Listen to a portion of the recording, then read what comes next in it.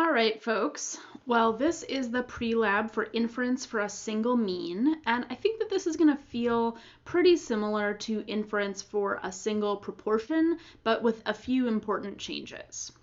So as always, we're going to start by putting in the packages we use in this class. So we've got library tidyverse and library infer, and hit the play button on that. And then I should be able to use my same loading code to read in my data like usual. If you have a lot of data sets in your environment, you could always click the broom icon to clean things up and then hit the play button again. And then you'll just have the one data set. Right now I've got 2,348 observations, but I'm going to make our lives easier just by dropping NA values for the variable we're thinking about today. So I'm going to drop the number of hours worked last week, the NAs for that variable. So let's just go look at it quickly. Number of hours worked last week, I can see that there's some NAs in here. Some people worked 40 hours or 35, but I've got some people who didn't answer or maybe are not working. So I'm going to overwrite the GSS data set with the version where I've dropped the NAs, and I'm going to reduce the number of observations here.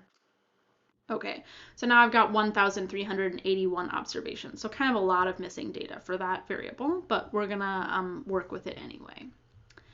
So just like last week, we're going to do inference using a distributional approximation. Last week we did inference for one proportion, so we were using the normal distribution. And this week we're doing inference for a mean, a single mean, and we're going to use the student's t-distribution. So anytime that we're doing inference using a theoretical distribution, we need a formula to approximate the standard error. And last week we had different formulas for a confidence interval and a hypothesis test. This week it's always the same formula, S over the square root of n. So you could use this in the appendix where I kind of do things by hand. You don't really need this formula to do it the easy way, but I wanted to make sure that you got a reminder about it. And we can only use this formula to approximate the standard error and the t-distribution in general for inference if the conditions for inference are met. And the conditions for inference are different for different types of inference you're trying to do. So last week we were doing a single proportion and our conditions were n times p needed to be greater than or equal to 10 and n times 1 minus p needed to be greater than or equal to 10. For a single mean, we need the data to be normal or n greater than 30. So we could do a histogram to see if our data looked normally distributed, but this data set is big enough. I have 1,381 observations that it should be okay. My n is 1,381, that's greater than 30, so I'm okay to use the t-distribution. So we're going to be doing inference about that variable number of hours worked last week. And maybe we want to know if the true mean number of hours worked in a week is different than 40. So I could write out my null and alternative hypotheses. My null would be the true mean mu is equal to 40, and my alternative is the true mean is not equal to 40. I could also write this out in sentences if I wanted to. The null, oops, let's put that down here. The null, the true mean is equal to 40, and the alternative, the true mean, is different than 40. And like always, the null is kind of the boring thing that we're secretly hoping is not true, and the alternative is kind of the exciting thing that would make a headline and that we're kind of secretly hoping is true. So if we're going to do inference, we should find a point estimate. That's also known as our sample statistic, and in this case, that's a sample mean. And that's our best guess for the mean in the population, the population mean, mu. Our best guess will be our sample mean, or we often denote that as x bar. So I'd like to see if you can find the point estimate, the sample mean. You might need to go back to, I think it was the third lab where we did analysis of a quantitative variable and see if you can remember how to do a mean. and pause the video and then come back once you think you've got it. All right, now I'm going to do it. So I'm going to take the data set, GSS, and then with the pipe, percent greater than percent, I'm going to summarize. I don't need a group by or anything because I'm just doing a single mean. I'm going to summarize the mean of, parentheses, number underscore of hours worked last week. I'll hit tab to complete that.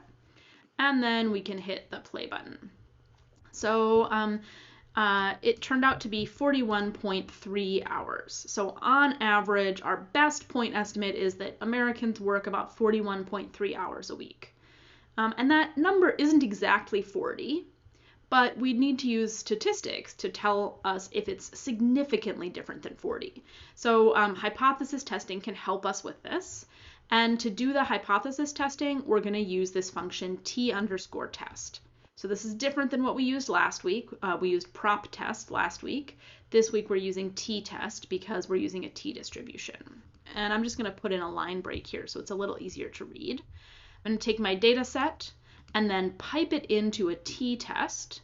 I specify my response variable, so that's very similar to last week, comma, alternative is equal to, and then I still have those three choices, two-sided, which I'm using because I had the not equals in my alternative hypothesis. If I had a greater than sign in my alternative, I could put greater in here, and if I had a less than sign, I could put less, but I'm going to do a two-sided alternative. And then last week we had to put our null proportion, but this week we have to put our null mean, which is mu equal to 40. That's what we're trying to check. Is the mean from my real data different than 40? And so if I hit play, I get a bunch of output here. And the thing we want to focus on here is the statistic. So that's our test statistic, our t-value, 3.29. And then we have the degrees of freedom, which are required for a t-distribution, and then the p-value. So the p-value is the thing that I probably want to look at. And our generic conclusion here is we reject the null hypothesis because 0.00103 is less than 0.05. So 0.05 is our alpha cutoff, and if we have a small p-value, meaning smaller than 0.05, we reject the null hypothesis. And our two generic conclusions are either reject the null or fail to reject the null. But then we might also want to interpret this in context. So you could think about what you think this means in context for a second, maybe pause the video, and then come back and see what I think. All right, so if we're rejecting the null, that means we kind of think that the alternative is the thing that's true. We never accept a hypothesis. We either reject or fail to reject a hypothesis. But this means that we have evidence. We have evidence to suggest that the true mean is different than 40 hours. It is not equal. So we have kind of evidence in support of the alternative hypothesis. All right, so that was hypothesis testing. That's one of our two main inferential tasks. The other one that we might want to do is a confidence interval. And a confidence interval tells us what some other reasonable values are that we could have observed. So we have a point estimate for our mean, but we want to know, if we were 95% confident about the true mean, what would those numbers be? And again, I could use the t-test function to help me. And again, this is very similar to the prop test function from last week. So I don't need to put in an alternative. I don't need to put in a mu. I can just put conf_int equal true because I want to make sure that it gives me a confidence interval. So I press play. And at this point, you can ignore the statistic and the p-value part. That doesn't really have any meaning anymore, but we want to focus on the lower CI and upper CI. So we could think about interpreting the confidence interval. And again, I'd encourage you to pause the video and try and write out a sentence before going on to see what I think it is. All right. So I usually use a pretty generic sentence. I would start off, we are 95% confident that the true mean number of hours worked last week by Americans is between 40.5 and 42 hours.